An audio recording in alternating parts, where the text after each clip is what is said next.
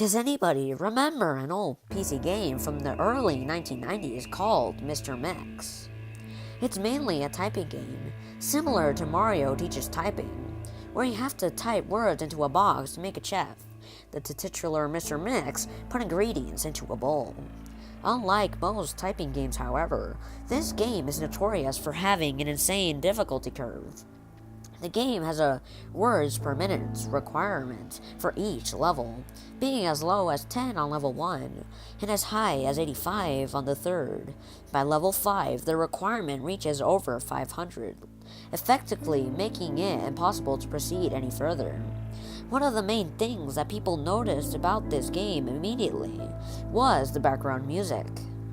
The music on the first level was an unsettling pattern of growls that got progressively louder as the level went on, often causing damage to early computer speakers that were not designed to handle extremely high volumes of sound.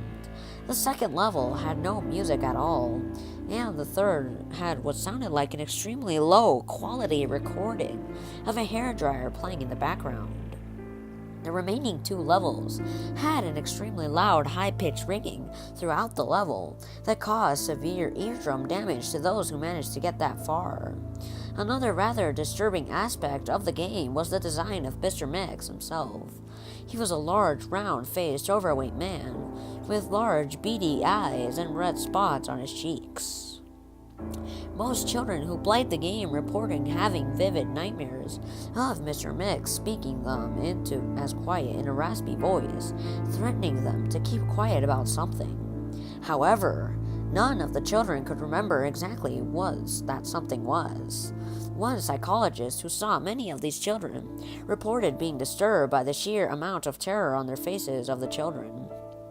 As they recounted the details of the nightmare, many of the children broke down in tears in the progress, begging for their parents to save them. However, no direct relationship to the game itself could be determined by these few cases, as not all children suffered from the same adverse effects.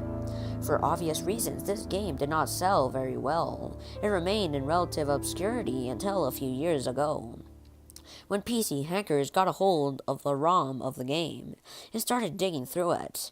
Using memory hacking software, they managed to crack the game's code and bypass the impossible 5th level. What they found, however, was extremely disturbing and caused many of them to quit their expedition altogether. According to the reports these hackers left behind, the game behaves very strangely on the 5th level. It is bypassed.